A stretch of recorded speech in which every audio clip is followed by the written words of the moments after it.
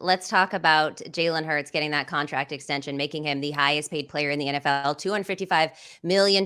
Brady, yesterday, Billy said that Jalen Hurts was a top 2 quarterback, and Brinson and a lot of listeners were quite upset about this. What do you think? Jalen Hurts just behind only Patrick Mahomes. And that means the entire current crop of NFL quarterbacks, not on the Eagles depth chart, not in the NFC East, not in the NFC, the entire NFL. Just to clarify, in case you thought you were missing something here. Yeah, Will is on one today. I'm going to say this in defense of Billy. All right, I'm going to say this one in defense of Billy. He can maybe become that. I don't think he's that right now. I think you've got guys like Patrick Mahomes, Joe Burrow, Josh Allen, and then maybe you can start talking about him. But even then, I'd still put probably Lamar ahead of him. I think there's other guys too that, look, it's hard to not look at the success that he's had and not look at the way he played in the Super Bowl. He was phenomenal. Like, without a doubt, he's phenomenal. And I've been a huge fan of his from the way he handled all that adversity to Alabama. He goes to Oklahoma. He gets better. He continually works, proves doubters wrong, proves people that, weren't taking notice of the strides that he was making, and instead telling, people what he was or what he wasn't. And so I love that, because I think he's like artificial intelligence. You read into all the stuff going on at Google and Microsoft, and like the more these, algorithms, like they tend to teach themselves, they get better and better and better and sharpen themselves. That's how I view him as a quarterback. So I think he has the capability of being that. I don't know that he's there yet. This deal obviously, doesn't put him in that conversation either. But I'm glad he got the deal done. I think the greater point about this deal is, and I wonder this, if he looked at the Lamar Jackson situation in Baltimore and said, yeah, I don't want to be that. Like, I'm willing to secure a 9-figure bag. And I realize that in 3 years, if I play the way I'm capable of, I'm going to restructure this. I'm going to be extended from this. And I'll be still competitive with the rest of the top quarterbacks in the league, because the signing bonus isn't very competitive.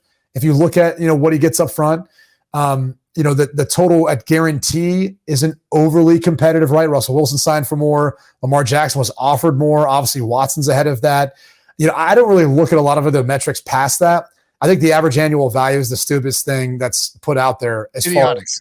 Far as it's dumb, because it's a lot of fluff numbers in the back end of the deal. And either that player is going to be released because they're not playing up to the contract, or they're going to be restructured or extended, and that number is going to look different anyway. And also, just as an add-on to that, sort of a corollary to that, when they do the average annual value, the way that it gets released and gets put out there, Billy, for instance, and this is not me ripping you. You sent a tweet that was like, here's the salary cap hit for Jalen Hurts for the next 4 years. Well, when the agent sends out, and when the leak is out about the numbers that Jalen Hurts is getting on an average annual value, it doesn't factor in what he's going to get paid in 2023, because that would dramatically pull it down, because he's getting the 4th year of his rookie contract. Now, if you do that, and that's how you should factor it in for a full extension. If it is an extension of the current contract, it should build in what you're being paid in 2023, which means the average would shrink tremendously. And this is where you hear dumb phrases like new money.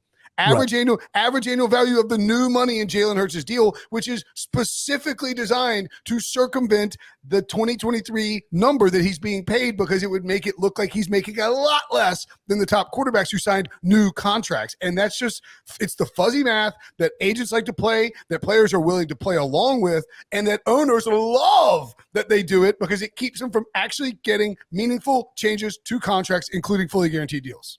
Right, which, look, there's not going to be a time where you get fully guaranteed deals, because there's not enough players who want to take a shorter term deal. Like Lamar Jackson already, admittedly turned down a 3-year, $133 million, which in my opinion, I'm like, dude, take that deal. 2 years from now, guess what? They got a year left. They're still paying you a guaranteed, dollar amount that they've got to extend you if you play the way I think we all think you're capable of. And by the way, that would have been a better deal than what Jalen Hurts signed for. So there's two things here. One, this isn't, you can call it a bad deal, call it whatever you want. I'm not going to say that, because the reality is Jalen Hurts was just playing a Super Bowl. I don't think he wants the drama or to draw this out. He secured 9 figures, which is generational changing money. And that's all that matters, right? Is if he feels good about the deal and he wants to move forward, so be it. He's not the type of guy that draws a lot of drama along with things, right? And I think that's how he's conducted himself. So good for him, especially if he feels comfortable with it. But Will makes a lot of valid points. I mean, the two things I look at as a former player and even now as an analyst is you're looking at signing bonus and you're looking at the total guarantee at signing. You're not guaranteed anything else. And the team's really not on the hook for anything else other than those two things. So in this case, it doesn't even stack up against what Lamar admittedly had turned down and obviously some of the other deals that are out there. So good for Howie Roseman being able to get his franchise quarterback under a long-term deal and not creating drama and getting him for what I think is potentially what could be a bargain considering how good Jalen Hurts is. And it allows him to still keep this team together and constructing it together. Now, we tweeted out, or Schefter tweeted out, and you showcased some of the cap hits. As I said to Will, I go, well, you're missing something because you've got next year, which was his rookie deal, and then 3 years of a 5-year extension. You're missing 2 years. Those cap hits have to be astronomical because you still have to be able to add up to $255 million, which was what the total contract value was in order to equate to the cap hits. So again, just to further Will's point, it's all fluff. We want to make a big deal about this number, but as you see, look at the math. 2023, they already had cap plan. That's his rookie deal. 24, 25, 26. It doesn't add up to a substantial amount, and the cap hits have to be enormous. And so in 3 years from now, when the total guarantees are up and the team they're not on the hook for anything, they can make the evaluation of whether or not they want to restructure Jalen Hurts' deal and extend him with 2 years left, or they can move on if they want. And they're probably not going to be as much on the hook because they're not paying out quite as much. Will, what do we got? Well, I was just going to point out that I think it's very interesting to me, and this is just something you sort of notice anecdotally over, covering the NFL for a decade plus as a national media member. No big deal. But in all seriousness, this contract, this news broke yesterday, right? There's still no details about the full contract outside of stuff like this. It's like and when that happens, and I've been beating this drum, and I know he's already on a different team, so I don't want to be a jerk about it, but it's the same thing happened with the Saints. It happened with the Raiders with Derek Carr. This deal comes out, and you hear Derek Carr signed a 5-year deal for $155 million with the Raiders. They found their guy. He's with Las Vegas forever. This is Josh McDaniels locking down his man. And then they cut him a year later because they waited for, at no point, not one single media member reported the fully guaranteed number in Derek Carr's contract to the Raiders. Not once. I kept asking, where is it? Why isn't anyone reported this? Nobody in Vegas reported it. The agent and Derek Carr didn't want it to be out there, and the Raiders helped not put it out there. And I think it's very, very interesting to note that currently Jalen Hurts' contract is not filed with the NFL and the NFLPA system in terms of being available and being put online. And what usually that means, if the full details of the contract have not been put out by PFT or put out by Over the Cap or Spot Track or somebody within 24 hours of that deal being agreed to, that means there's going to be some fuzzy ass math on the back end there, and that Jalen Hurts' fully guaranteed money is not going to be nearly as high as we think, or it's going to be a situation where the Eagles, much like with Carson Wentz, will be able to finagle their way out of this contract if need be. Much like a peach, real fuzzy, That's what we got going on. Very fuzzy math, Brady. Very fuzzy math. A lot of fuzziness going on now. Kind of like your furry head. You've got a lot of hair going on right now, Will. You probably need a haircut, but look at that. Wow. That's past luxurious right now. That's past fuzzy. That's just furry. I mean, you've basically become like a rodent at this point. Well, I saw my parents this weekend, and that didn't go over well. The hair didn't go over well. I said, Mom, I know it's long. She goes, it looks great. I love it. Really? My mom will lie about, my mom's too nice. She's too nice to Mom, do I look fat? I think you look great, honey. My mom's the exact opposite. So I'm glad someone's mom's nice to them. Billy, anything else you want to say on the Hurts situation before we move on here? I mean, I think there's nothing wrong with putting him at 2. There's a lot wrong with putting him at 2.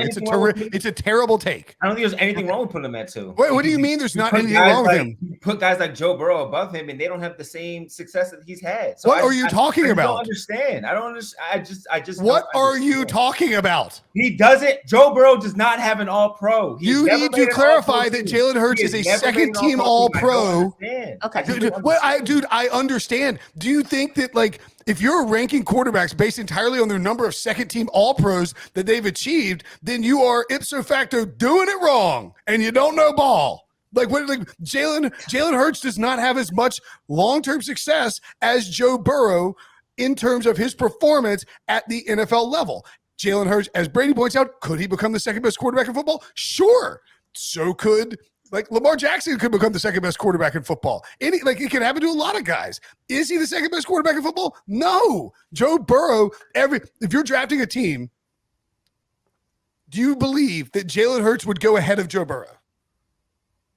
Yeah, I would. Well, I think he does. He definitely does. I would take Jalen Hurts over all of the younger quarterbacks right now, currently. I would take him over So you wouldn't Herbert. I would take him over Trevor Lawrence. I would take him over Jesus. So Josh Allen. I would take him over all of those. So you would take him over Trevor Lawrence? If I'm starting a team, I am definitely taking Trevor Lawrence over Jalen Hurts. Exactly. And that's the issue. And that just proves to everybody that you don't know ball. Because why would you take a guy who hasn't done anything in the playoffs, who hasn't gone to a Super Bowl, who hasn't done anything in the league, but you wouldn't take the guy who's proven, who's gone to the playoffs his first year as a starter, who's gone to the Super Bowl in the second year as a starter, who's made an All-Pro? Please clarify second team All-Pro when you do that. Because yesterday you're like, does Josh Allen have an All-Pro? I don't think so. We're talking about are not All-Pro. So okay, some of these quarterbacks, these names that you guys are throwing out, are obviously going to be winners of this Jalen Hurts deal as well. Because you think about Burrow and Herbert that are coming up on some contract extensions. Brady, has this moved the needle for their deals? And do you think that $255 million is now considered the floor for these guys? You've said already you think Joe Burrow might be better than Jalen Hurts, or maybe you wouldn't rank him, you'd rank him above him right now. Is Joe Burrow worth more money than this?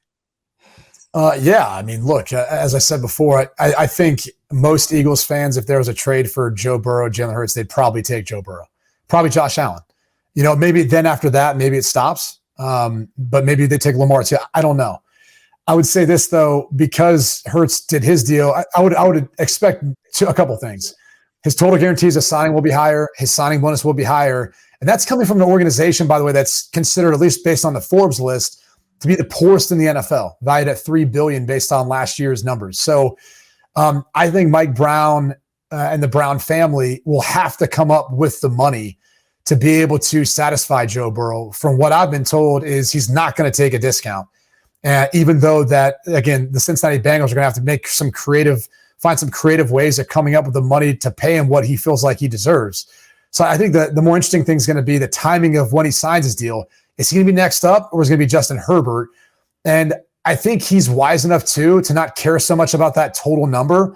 I think he's going to care more about the actual financial commitment. And as I've said before too, with Burrow, it could be a longer-term deal in order to reach that. And I'm not saying to the extent of Patrick Mahomes, but I can see the Bengals saying, we're going to put a huge number on this. I mean, what was Mahomes? $450 million or whatever it was reportedly was over a 10-year deal. I could see Burrow's being 6 or 7, and that being structured in a way in which it forces the team to have to come back every 2 or 3 years and restructure because of those cap hits that are pushed to the back end. In order to be able to make the deal that I think he needs. So bottom line is whether it's Burrow or Herbert, both of them are going to be looking to eclipse this number. And I think they will go over that number as far as the total value of it, even though, as Will's pointed out, there's really not much value in what that total number is, because all these guys are going to end up, if they play the way we think they're going to, renegotiating that deal, while they're still under contract. By the way, I know that Billy likes to beat the drum of playoff success. As you can see, Joe Burrow behind only Russell Wilson, tied with Ben Roethlisberger for most playoff wins, which you seem obsessed with, by a quarterback in his first 3 seasons. I would also add that Jalen Hurts started 15 games in 2021, and before this season, so I mean that makes him basically the starter because he started 15 games this year. Before this season, the entire world was asking, can Jalen Hurts win a playoff game? So I'm just saying, your little narrative that you like to fashion about Jalen Hurts is cute and it's fun, but it's flimsy and transparent. And I see through it with these spectacles. No, I mean, there was a lot of questions about Jalen, but I think for me, I'm going to go back and find some of the questions you had about Jalen. Bring I us some think it's old. for me. No, and I did, and I will not, and I won't lie about that. Like, especially when we drafted him, I was just confused as everybody else.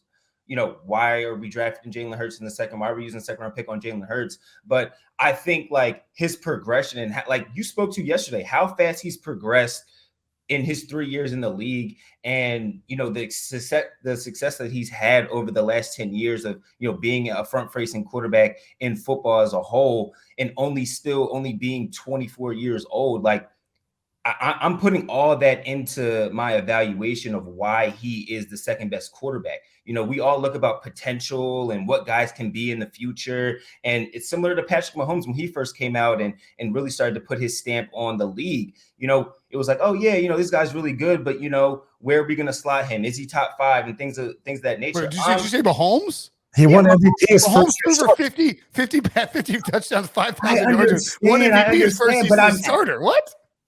What? Okay. I'm not All saying right, that I didn't say they were the same. I didn't say they were the same. I'm just They are saying not the they're on same. similar paths. They're on similar paths. That's all I'm saying.